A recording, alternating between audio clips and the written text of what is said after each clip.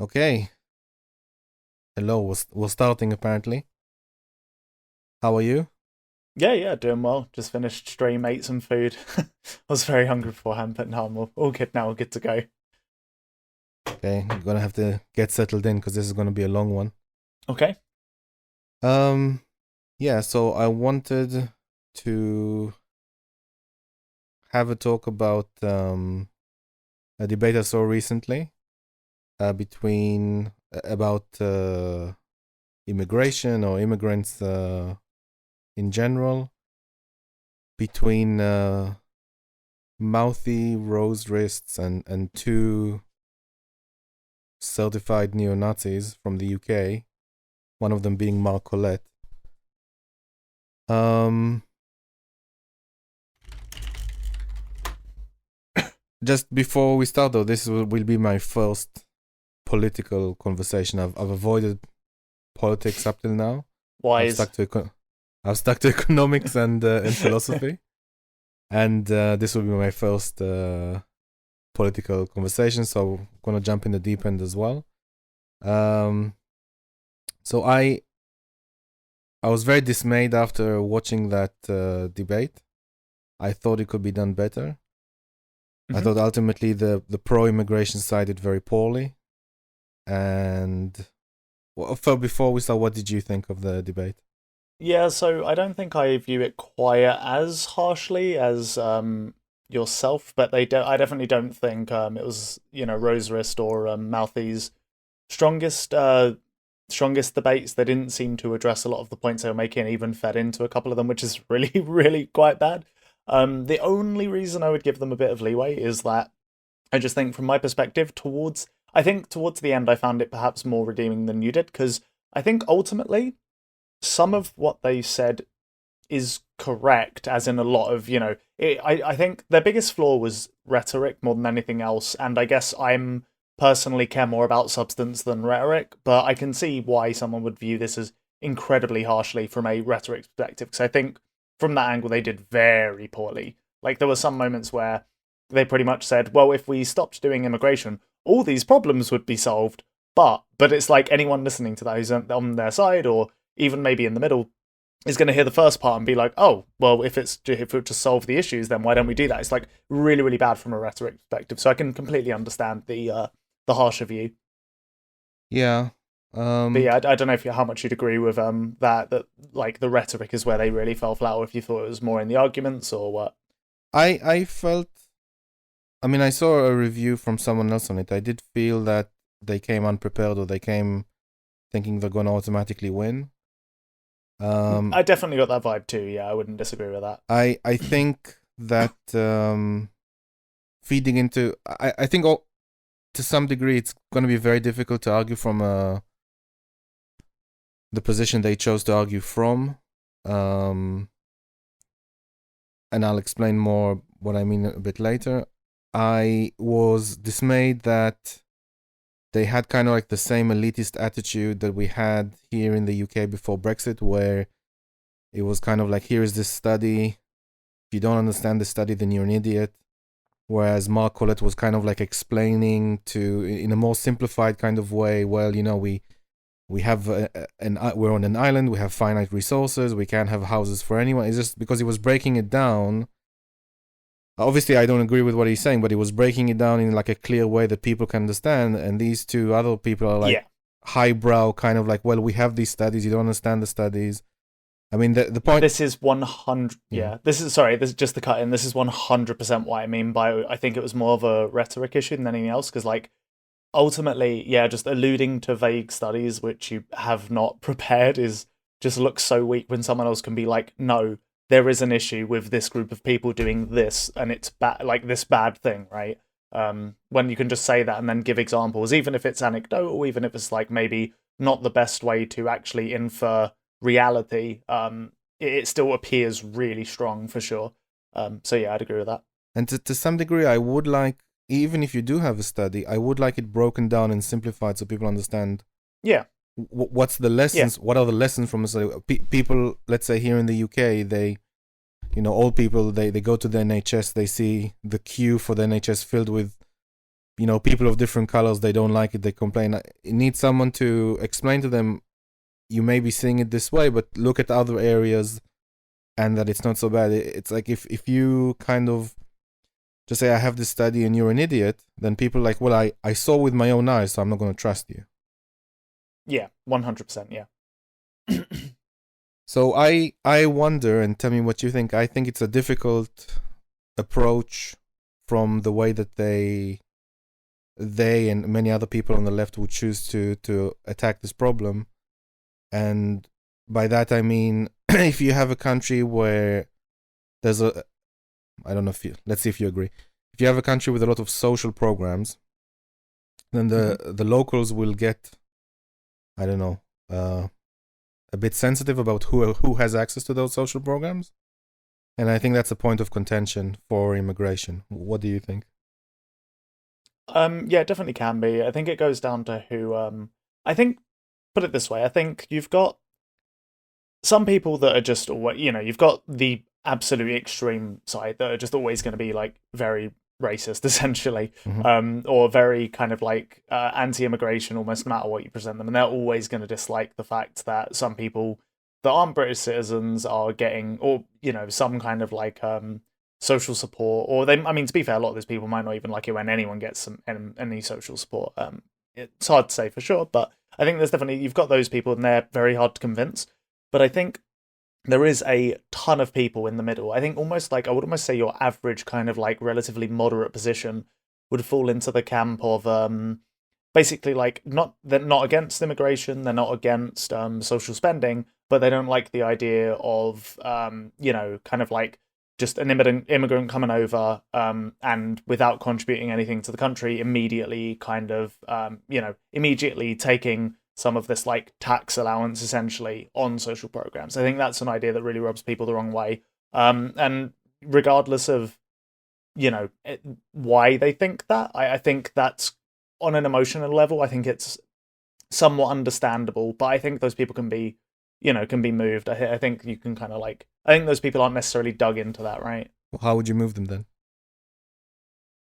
So I think you basically just have to look at the benefits of immigration. It's a difficult thing to do, but you essentially have to. So obviously it's not great to just say, here's a study, go look at it, but you kind of I guess you need to almost find a way to. You need to find a nice digestible way to give out the information as to why immigration even happens in the first place. Because I think with a lot of these kind of like almost, I don't want to say government programs, but government kind of like initiatives or whatever, a lot of the time the reason it's actually being done is so like high level and abstract, it's difficult for just your average person to understand it, right? So yeah, I would say that if there's a way to kind of show the economic benefits of immigration, I think that would be like a really good starting place. But yeah, let's focus on the topic. So I'm gonna say, but before we start, I'm gonna say that if we didn't have as many social programs, we wouldn't have this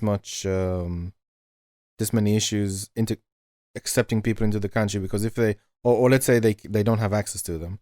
So for example, while we were part of the EU, people coming from the EU had automatic access to them, or people seeking asylum may have automatic access to them. But if that was less of an issue, if there wasn't something to like resources to fight over, it's just like, well, you can come here, it's like a free market, you do well, great, we're happy for you to join. If you doesn't work out, then maybe try somewhere else or something along those lines. But essentially, if we didn't have these like pools of resources that people are protecting for themselves or for the race, I'm not sure, then I don't think we'll have as many points of contention. I would like, so that's my point of view, but I don't think it's here or there. With regards to housing, so in the debate, Collet, who again is a certified neo-Nazi, unfortunately he has like the nice British accent that makes him seem all intelligent, but it's not the case. It's very misleading.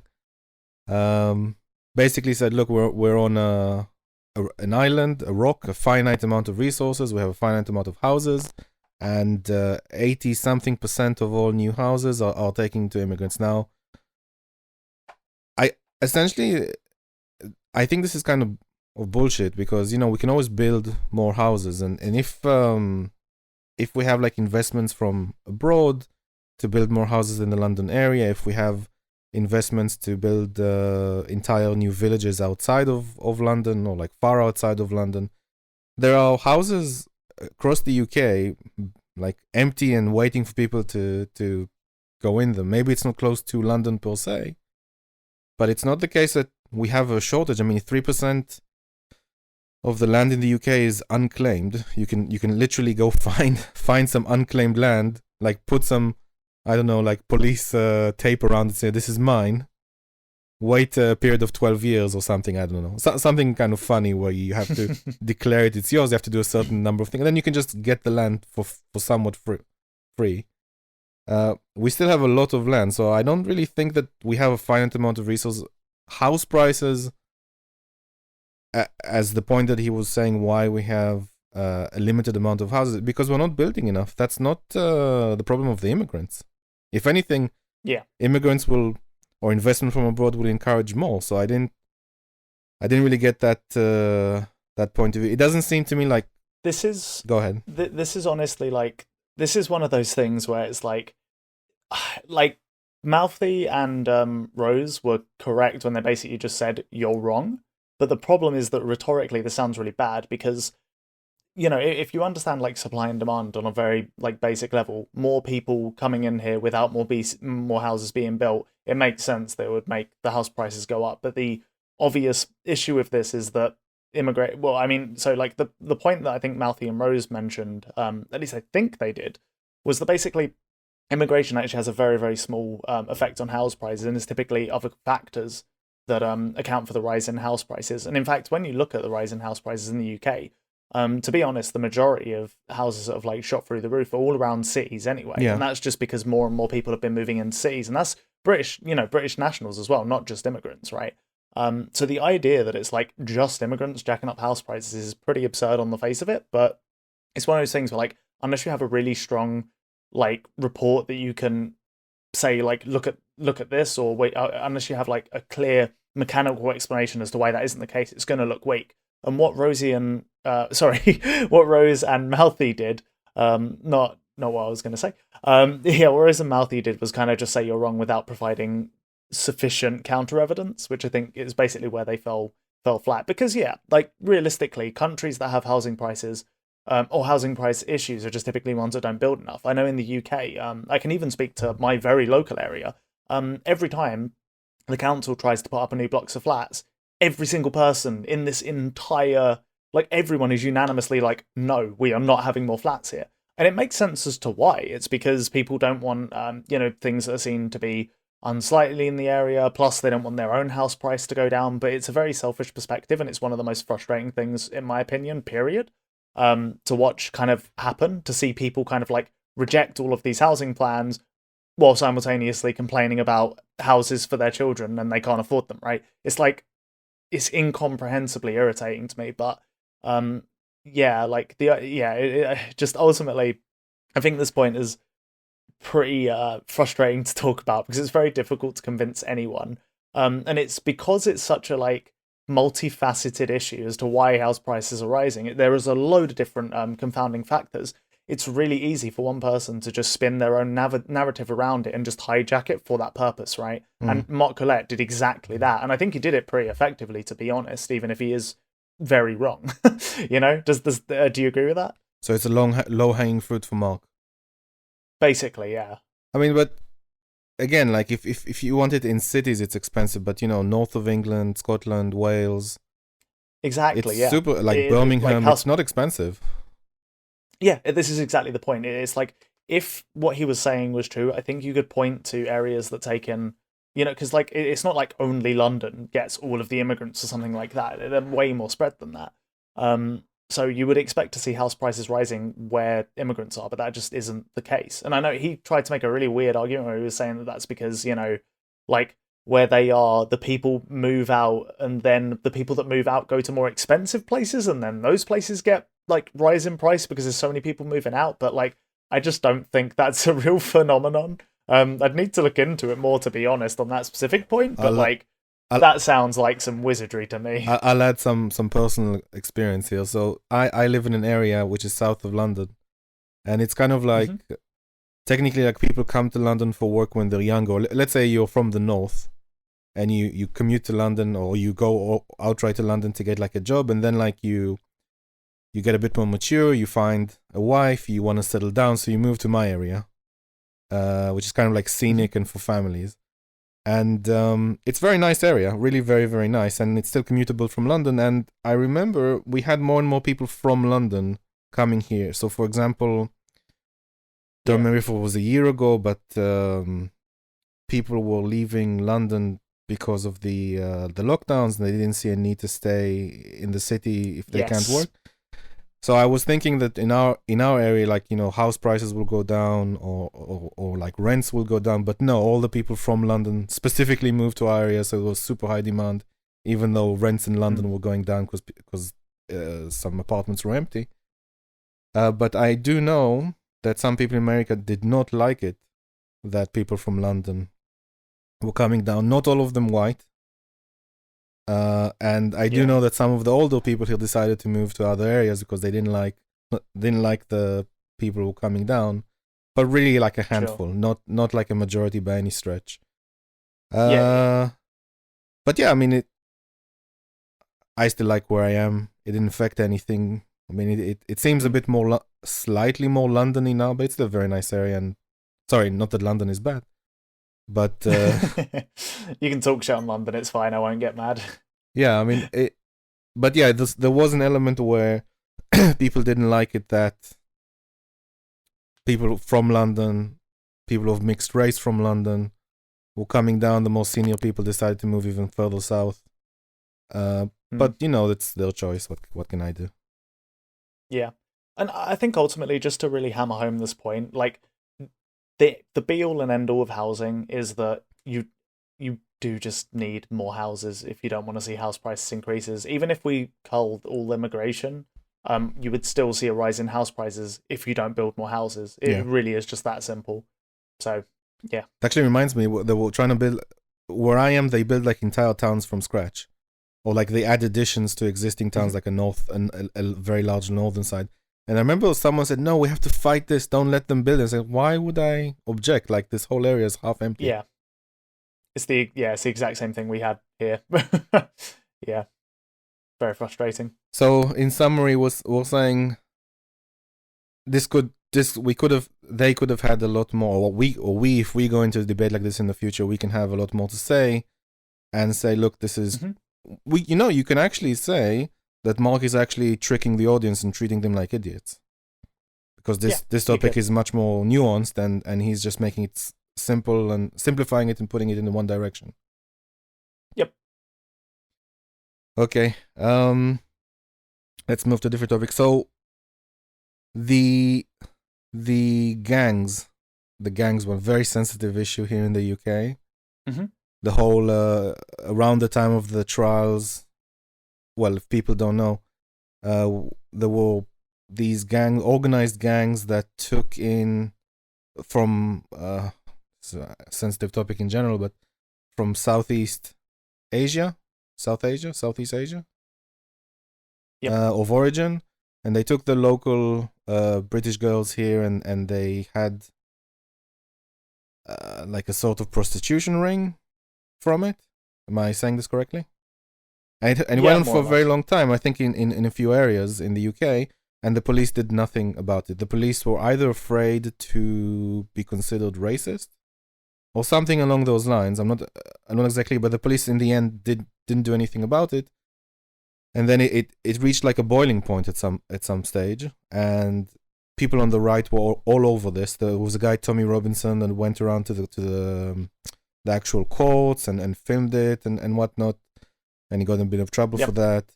And there was a guy with a van that ran over a family, 3 generations, Asian family, because everyone was angry around this. Do you remember that on the news?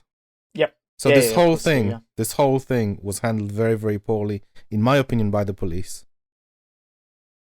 and it doesn't. What did you think in the debate about how it was handled?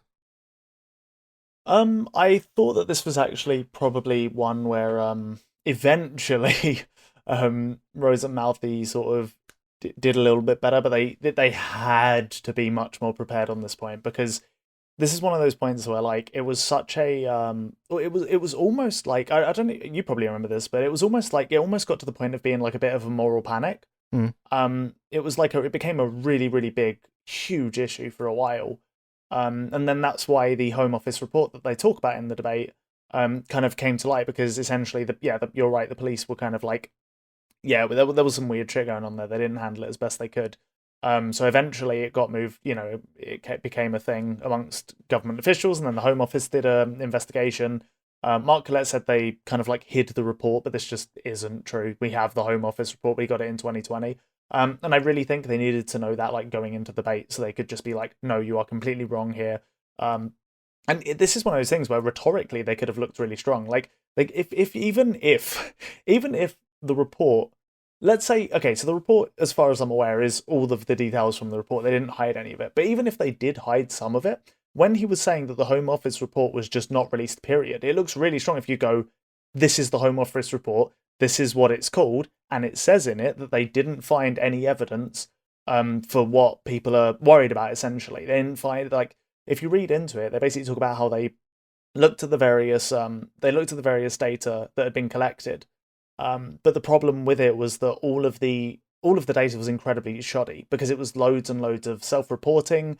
There were a ton of oh god, what was the other thing they mentioned is like most sexual assault and kind of like anything in that kind of area, most of that, the vast majority of kind of those kind of issues go completely unreported. So it's impossible to say whether these grooming gangs are like much of an issue at all, because you just don't know. You don't have the breakdown to know, what percent of the people Okay, are doing this by race, essentially. Sorry, go on. Hold on, just a second. So, I think the problem was that Mark was saying that these gangs are very representatives of these communities. That it's not the case that these are tiny fractions of the communities. These are representative in some degree, all that of all the crimes. You know how they do with black and white Americans. Like, they're a smaller percentage of the population, but they have a higher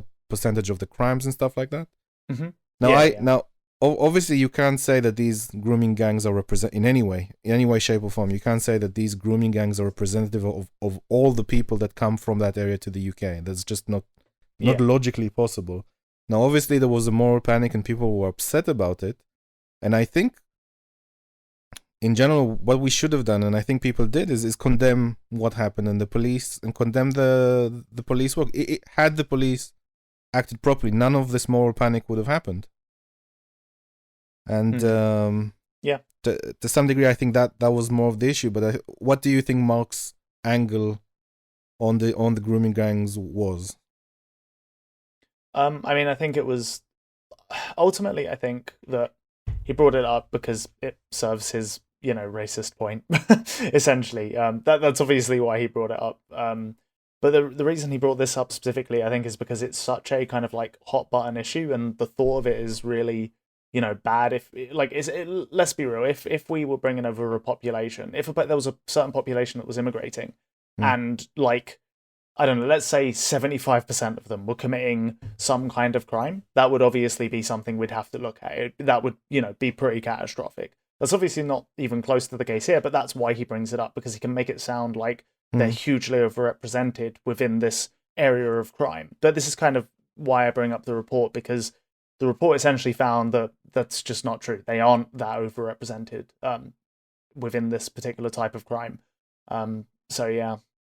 Yeah, that's why he brought it up for sure. I do think this is a little difficult one to counter, because I think some people are just going to be aware of the issue and nothing will ever convince them otherwise. And with someone that's that dug in, obviously you can't convince them. They have to do it themselves. And usually over quite a long period of time.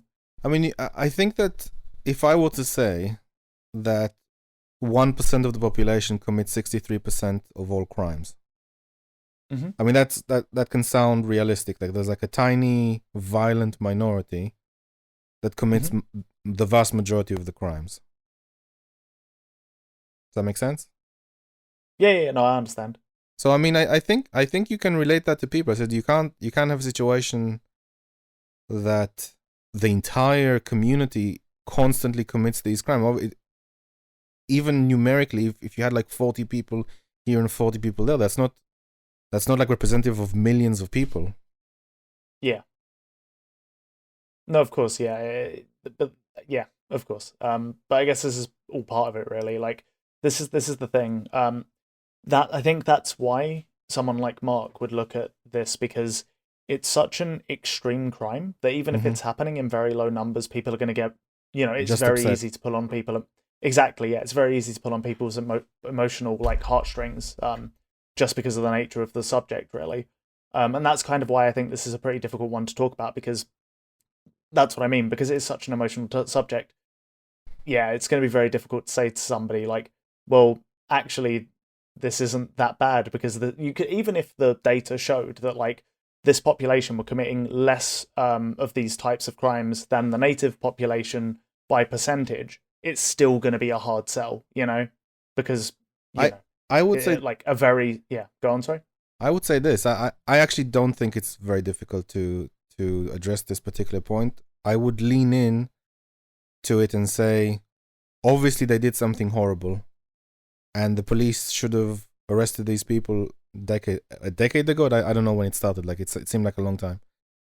And Yeah, yeah, it was like middle of last decade, I think 2015 ish, that sort of time. okay, so I would condemn the people who did it. I would say the police should have acted very harshly on them at the time, and I would then say that it's not at all representative of the community. But I wouldn't say that it's not a big deal. It is a big deal, but it's just not representative of the community.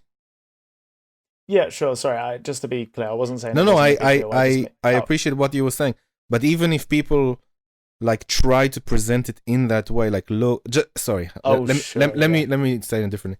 If you then throw studies and try to muddy the argument, people are still emotionally attached to the subject. So yeah, you of have to course, first say, I condemn it in the strongest sense, and mm. these people should have been arrested, but it's not, like 40 people here or 40 people, I'm not sure how many people, but 40 people here or 40 people, it's not like the same as millions of people in the community. Yeah, no, of course, yeah. What else do we have to talk about that one? What comes to mind with for you next? Um, sorry, next or on this subject? Next. Next, well, of the stuff you've listed, I think one of the more nebulous points that you've listed, and kind of one of the ones that is definitely felt across the board, and is kind of like, I think this one is actually quite difficult to address. The point that locals think their nation is changing. Mm-hmm. So yeah, I think that's a difficult point to address, because I mean, ultimately, my perspective is everything changes over time and it's inevitable, regardless of whether you bring immigrants in or not. That doesn't like, things are still going to change, because, technology is going to evolve and the culture is going to evolve. There's still a million things that are going to change. So, from my perspective, I almost don't like, I don't know if I could ever convince someone that change is a good thing, almost, right? So yeah, I think this is kind of a difficult one to address for me. I guess I would go down the line of sort of talking about I guess I would have to specifically address the changes that immigrants do bring to a nation, right? That would have to be what you'd have to talk about. So I have a slightly different take on this, and I think this is a more potentially a more positive take on this. But Hmm. firstly, I would say that the way you've just started the conversation is good. I think, look, there's changes, between generations, between technology, between many different things. So, be prepared to some degree, like manage your expectations that some things will change. They won't stay forever the same. Yeah. But I would say this first, on the one hand, England has always been a nation that accepts immigrants, and it's much more ingrained in the UK than it is in the Nordic countries or in Europe. England has as an immigrant, was very welcoming. Has always been very welcoming. Not everyone, but on the whole, very welcoming. And for example, just throwing a quick example, the fish and chip British national food, as far as I recall, the fried fish is Portuguese, the chips is Spanish Jewish, or the way that they were prepared. These are not, and now it's like the national food. Obviously, curry to a close second, but yeah, England has always been this way. It's always been very happy to integrate people. Now, I would actually like to speak, maybe not to Mark Collet specifically, but I would like to ask the following question of people who raise these immigration issues. Say there is someone outside the UK, but they're very, very keen to become a UK citizen. They like the culture, they like the football, they like the history, they like Francis Drake, they like Francis Bacon and Isaac Newton and Adam Smith and the Queen and all that kind of stuff. They love it. And they're really keen on being a UK citizen.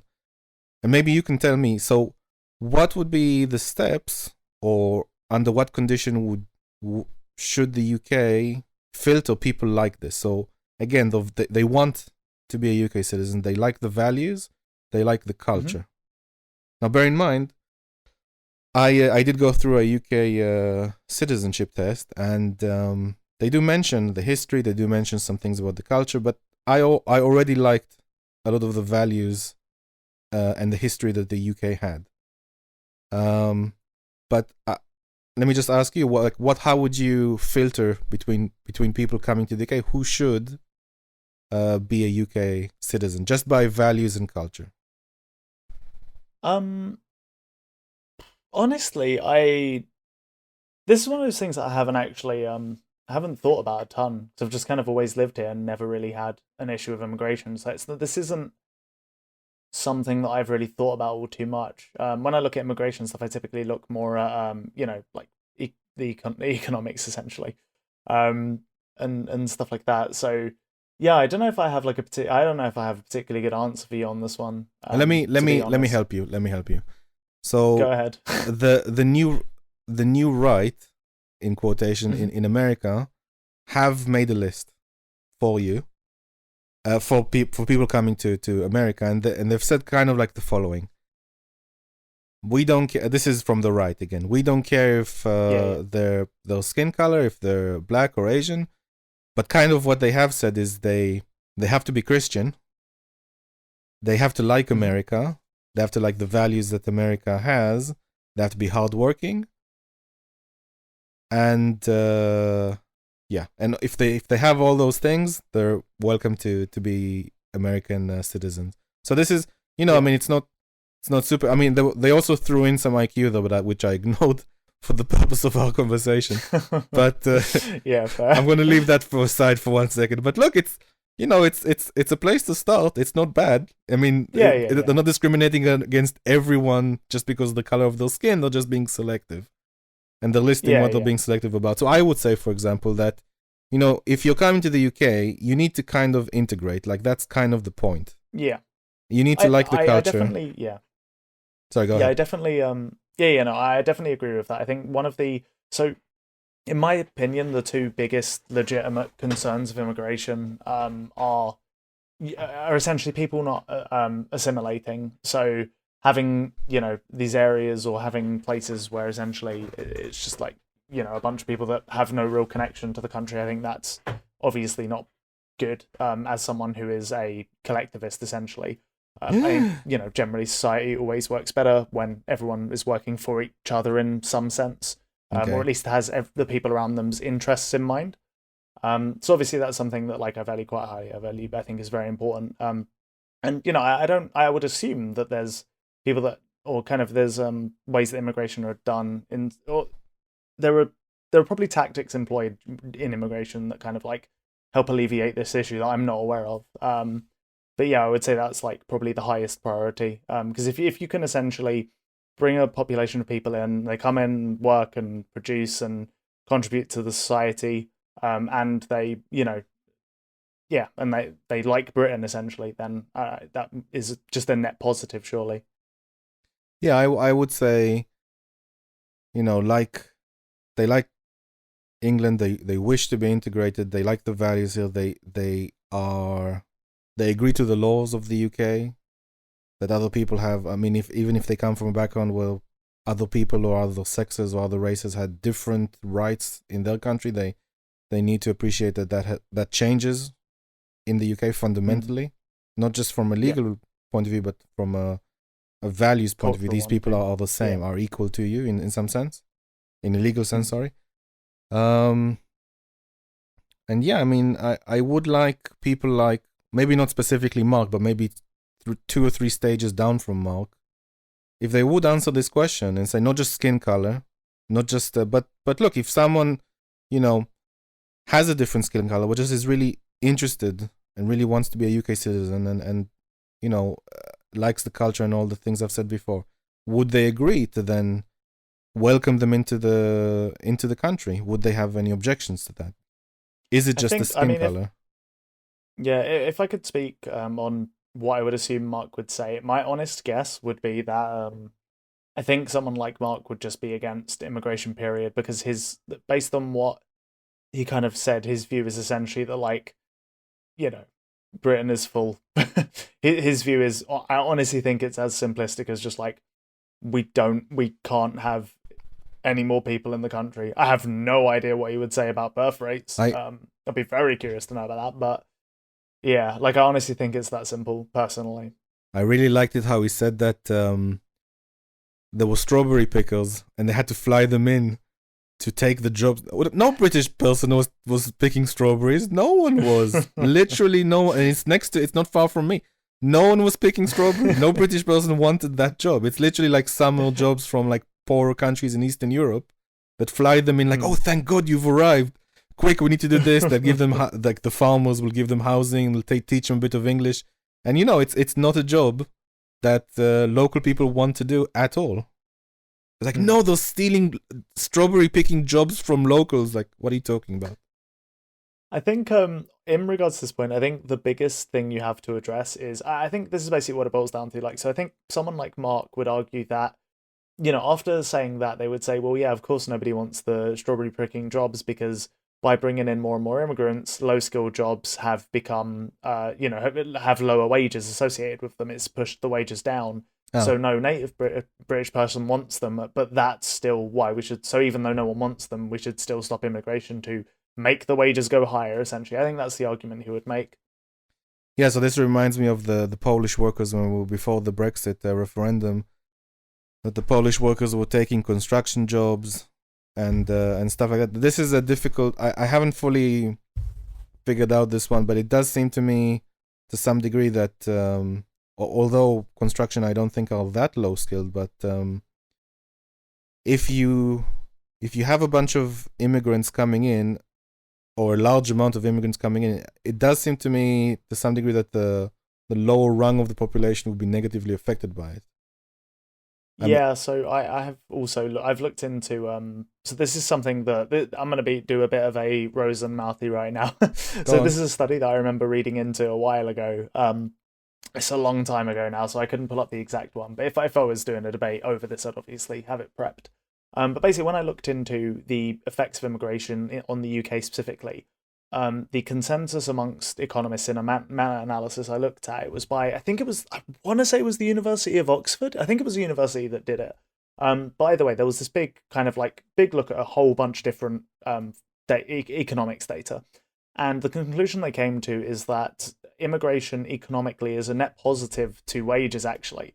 Um, and net positive to, sorry, not, maybe it wasn't wages. I think it was like the buying power in general. So it brought the cost of products and stuff like that down. Um, but the people that were affected the most was like essentially the lowest. Like if you're below the kind of like average Mm-hmm. earning per year in Britain, then you will be affected at least slightly by immigration. Your wages will be suppressed. It's not as extreme as people make out, nowhere near.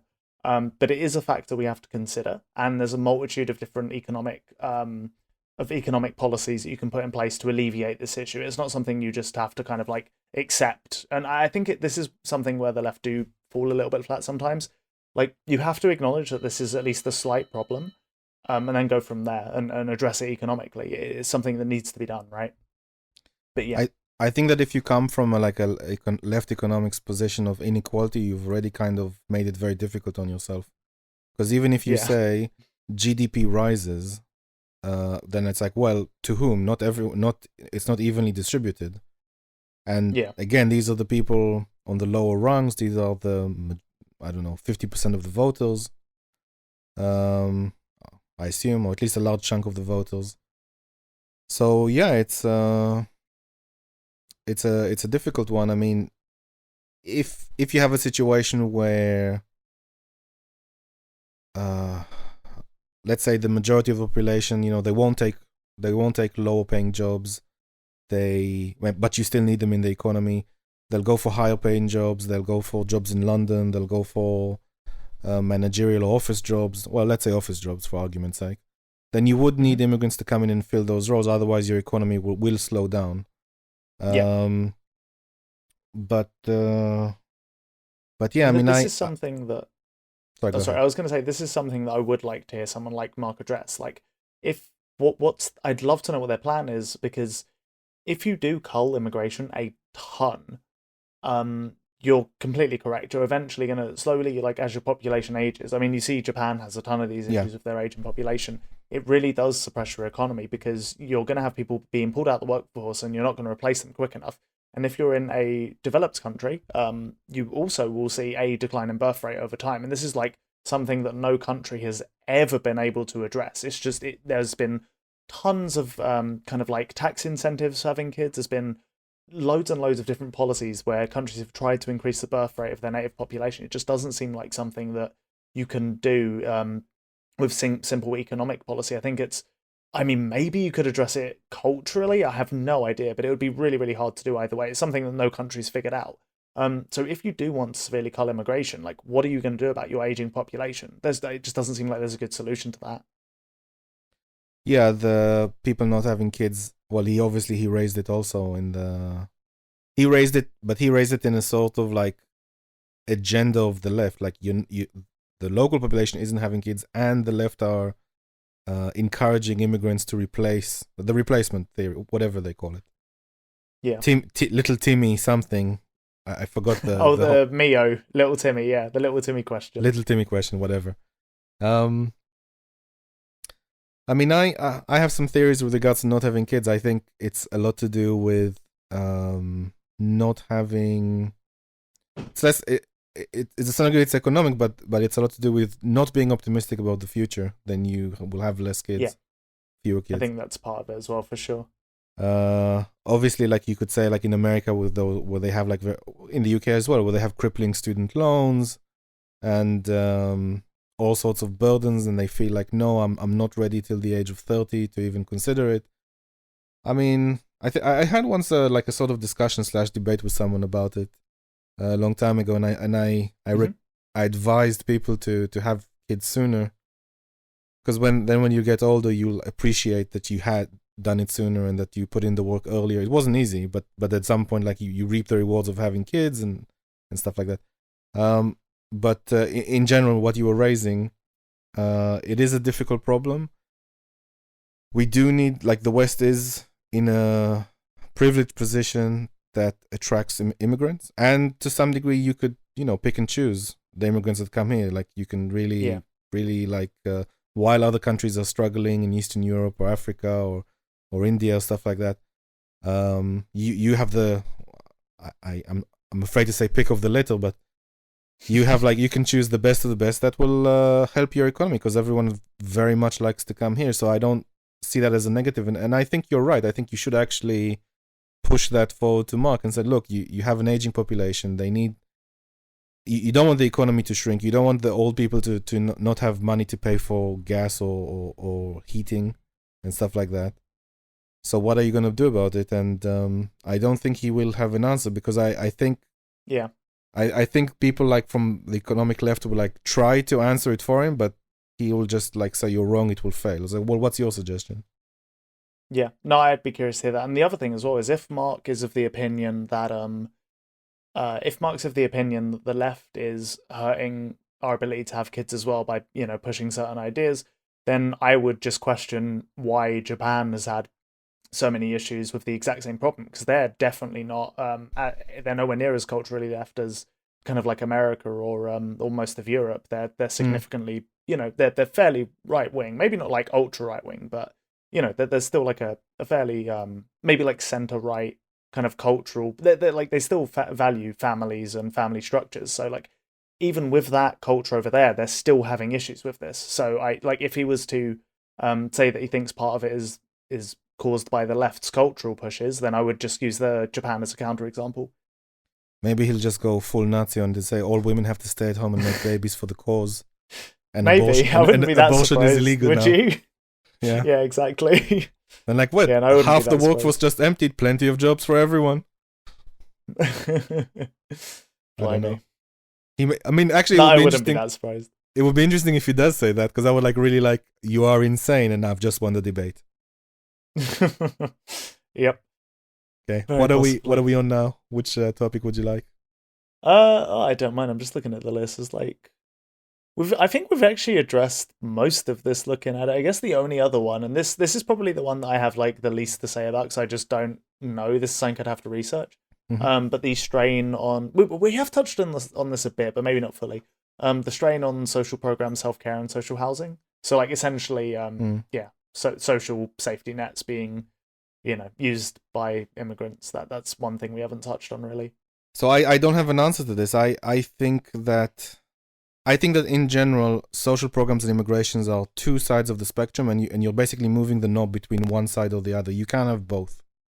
And I think that in America, back like in the, let's say, late 19th century, they had immigrants coming in from Mexico. There wasn't even a border.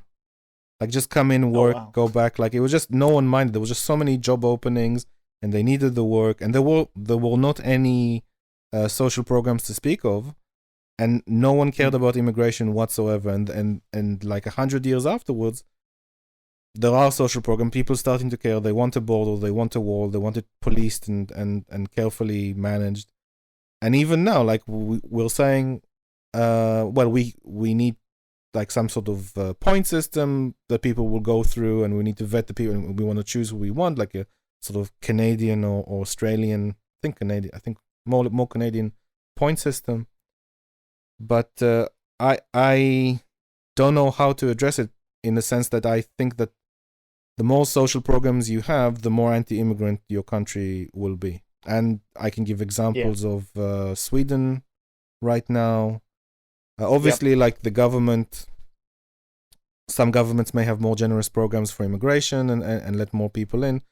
But I don't know if the people of the country react as well to immigrants when you have that sort of situation. But I don't know. I would actually like to ask your opinion.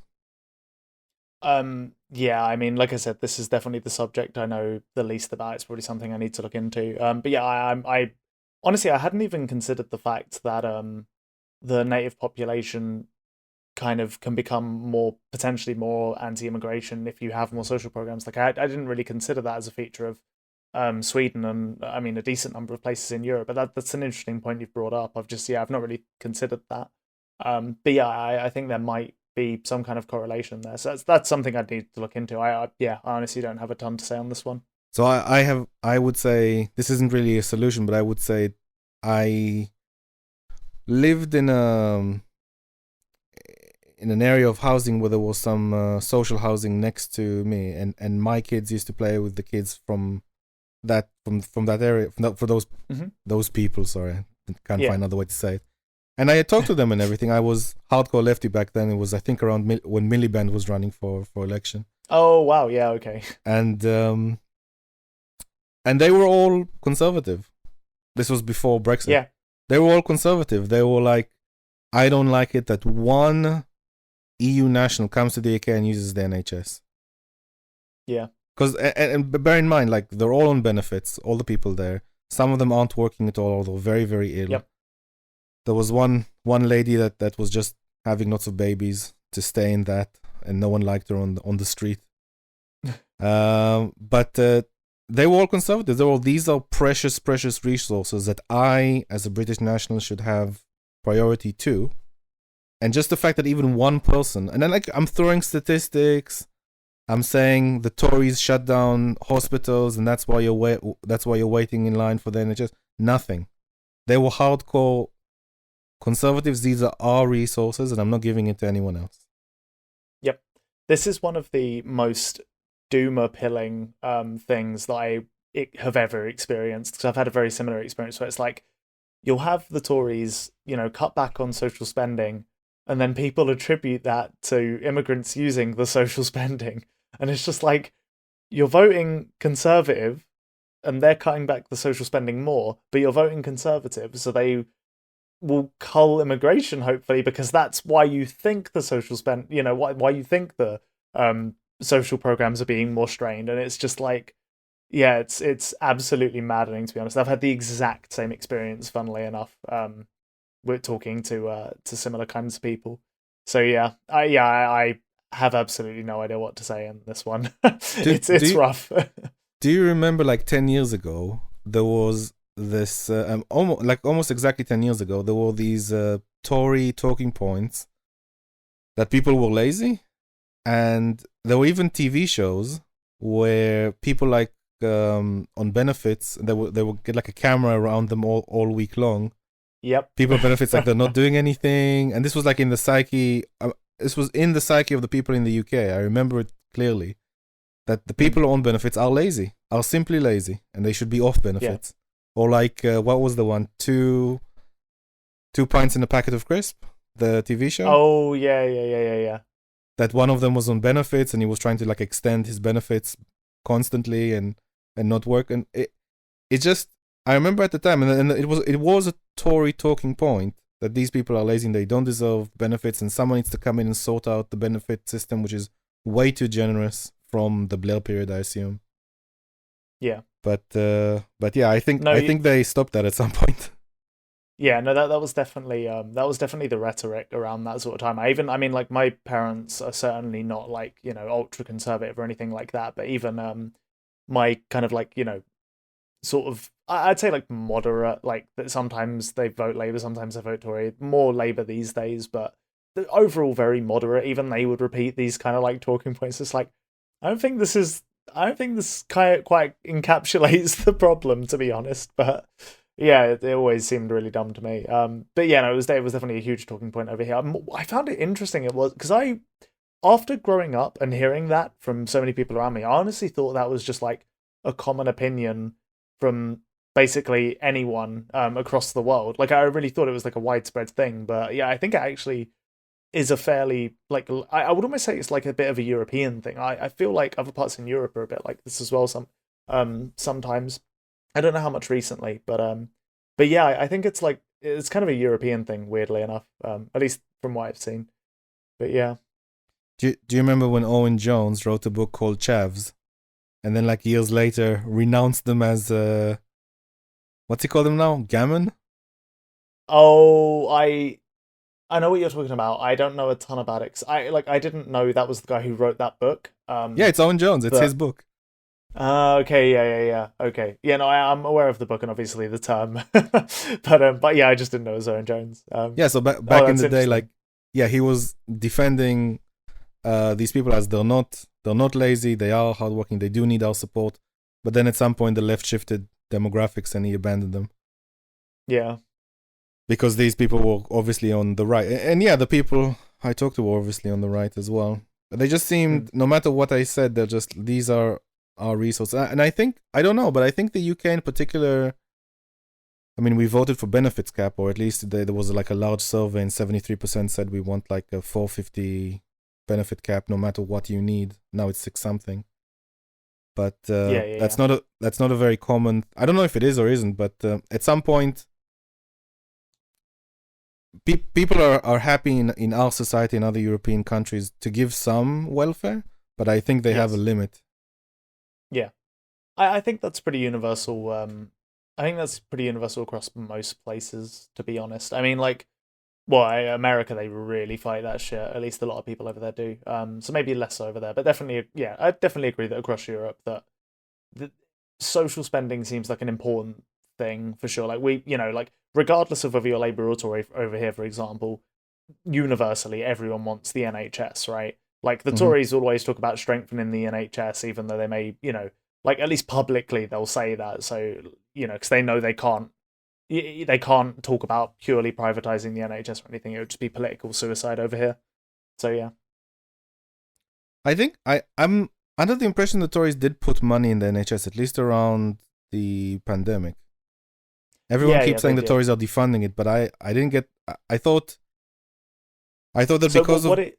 I can speak to this because I Go did ahead. a little bit of research on this. Basically, what it is so the Tories didn't reduce the funding of the NHS or anything like that, but over oh god, I can't remember the years this happened. Basically, if you look at all the Blair years and all the years that kind of Labour were in charge, the NHS funding increased at a higher rate than when Tory rule happened. It was something like a 5% increase each year. Hmm. And then when the Tories came in, it dropped down to something like I want to say like a 2 or 3% increase. So it wasn't strictly speaking a defunding, but just reducing the rate of funding, But which obviously can have knock-on effects because the country's always growing in population, right? So yeah. I mean, is that bad though? Like to some degree, does it always need to have a 5% year-on-year increase, or can they like do better? Because I use the NHS and I'm not very impressed, especially not during the pandemic. Um, Um. Well, I it, mean, it I can think they this not? is something you. Sorry, Sorry, go go ahead. Don't be British. Go ahead. Okay, all right, sure. I would say basically it boils that you need to look at the health outcomes, and see if after the reduced funding happened, there was like a dramatic. If there was like a dramatic effect, then I would say it probably does need the upper funding bracket. But if there wasn't, then maybe not. Right? It just depends. And I can't say that I've looked into this a ton. But basically, if there's suddenly a bunch of much worse health outcomes when you reduce the funding, or if wait times have been massively increased, then I would say it's probably wise to increase the funding. And at the end of the day, when there's like a pandemic, the Tories probably did increase the funding a ton because I think you just need to, right? You can't Yeah. let everyone just rely on the private sector. It's just not going to be a viable solution with such a health crisis. Um, I don't know to what degree they did rely. I know that during the pandemic, a lot of offices were offering free health, not free private healthcare, and you had like an app that you could see like a video doctor, like a video app to see a doctor Mm-hmm. within 48 hours. And my GP, it was 21 days or something like that to see during the pandemic. Still is. Oh right, Uh, um, yeah, I wasn't aware of that. but I think also to some degree around the lockdowns, the NHS was like the bottleneck for the economy. So if the NHS was over flooded with COVID patients, then we would shut down the economy. So it seemed to me it's imprudent to fund the NHS just to avoid that. Yeah, no, for sure, for sure. Yeah. So I guess so. Let me ask you this: like, would you accept a debate with Mark Collet or similar in the future, and how well do you think you would do? Yeah, I mean, I would happily debate him to be honest. But how well I would do, I think it would probably just boil down to how much research I'm willing to do. And if I were to do it, I would make sure to do a lot of research beforehand. I think one thing I will say about Mark Collet is I think his talking points are almost like clockwork. They're almost always the same. So I would like watch as much of his previous debate content as I can, research the specific points he brings up, and run through as many kind of like strong retorts as I possibly can with as many people that I know that I respect the intelligence of as I can. And I think that's how I would do my prep. Yeah. I would say I agree with what you said, but I would do one thing differently. I would Hmm. tailor my debate because you said a lot of things about do a lot of research. I would do that research, but I would tailor my debate to simplify the evidence of that research to the same people that Mark Collet is speaking to. Yeah, I think yeah, you have to for sure. Okay. Well, I think we covered a lot. Hmm. I'm happy that we did. It is a very difficult subject, and again, I would say, as someone with first-hand experience, I do like the UK, and I do think in terms of immigration, the UK is very hospitable, Mm. easy to integrate into. People are very nice, and probably better than other countries in Europe, Oh, right. and in my opinion.